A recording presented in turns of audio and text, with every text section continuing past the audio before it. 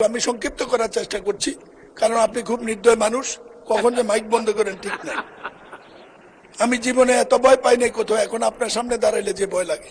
দেশে এই সরকার করেনি, 2003 সাল খালি তো করেন 750 কোটি টাকার প্রজেক্ট। আমি সংক্ষিপ্ত করার চেষ্টা করছি, কারণ আপনি খুব নির্দয় মানুষ, কখন যে মাইক বন্ধ করেন ঠিক নাই। আমি জীবনে এত ভয় পাই নাই কোথাও, এখন আপনার সামনে দাঁড়াইলে যে ভয় লাগে। কথা শেষ করার আগে, মৃত্যুর আগেও মানুষ মুখে একটু পানি দেওয়ার সুযোগ দেয়, আপনি তাও দেন না। এই প্রকল্পটি বাস্তবায়ন করতে গিয়ে সরকার, আওয়ামী লীগ সরকার 1700 কোটি টাকা ব্যয়, 17,000 কোটি টাকা ব্যয় করেছে। আজকে মরণ ফাঁদ, একই কারণে ঈদের দিনে এই দুর্ঘটনা। বিরোধীদের নেতা একটা দেখেছেন, এখানে গেটর করছে কয়েক লক্ষ, মারা গেছে 1 লক্ষ লোকের কাছাকাছি। এই পর্যন্ত কিছু হয়নি।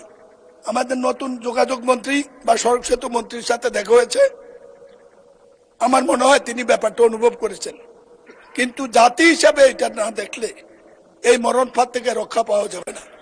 ঢাকা কুমিল্লা মহাসড়ক সমাধানের জন্য ব্রিটিশ আমল থেকে রেল লাইন করতে চেয়েছিল। ধান খেতে রেল লাইন হয়েছে, ঢাকা কুমিল্লা রেল লাইন হয় নাই। ঢাকা কুমিল্লা রেল লাইন হইলে চট্টগ্রামের দূরত্ব কমে, ঢাকাটাই কুমিল্লা চট্টগ্রাম পর্যন্ত চলে যেতে পারে।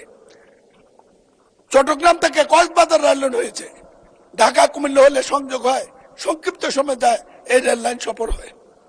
মাননীয় স্পিকার, প্রতিবাদের মুখে গত সরকার সড়ক বিভাগের লোকদেরকে টাকা দিতে চেয়েছিল, ক্ষতিপূরণ। পত্রিকা আছে গত পরশু দিনের, 25,000 কোটি টাকা তহবিলে আছে শুনেছি। আমার এলাকার এই 16,000 লোকের মধ্যে যাদের লাশও আমরা পাইনি, ভর্তা পেয়েছি, ভর্তা, তাদের কোন পরিবারকে 10 টাকাও দেওয়া হয় নাই। একটি অমানবিক মরণ ফাঁদ। 50 বছর যাবত লড়াই করছি, কিছুই করতে পারিনি। আশা ছিল এই সংসদ আসলে কিছু করব।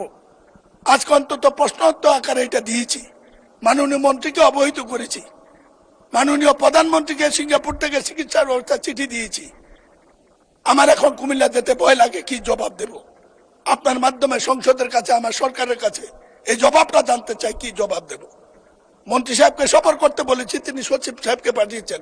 আমি বলি, আপনি 3টা মন্ত্রী, এরকম সৌভাগ্য বাংলাদেশে এর আগে কারো হয় নাই। দয়া করে কুমিল্লা আসেন, আমাদেরকে বাঁচান, ভোটার ইজ্জতটা রক্ষা করতে দেন, বৃদ্ধ বয়স্কে মানুষকে জবাব দিতে দেন। লাশের মিছিল কতদিন আর বহন করবো একটু বলে দেন। ধন্যবাদ মাননীয় স্পিকার।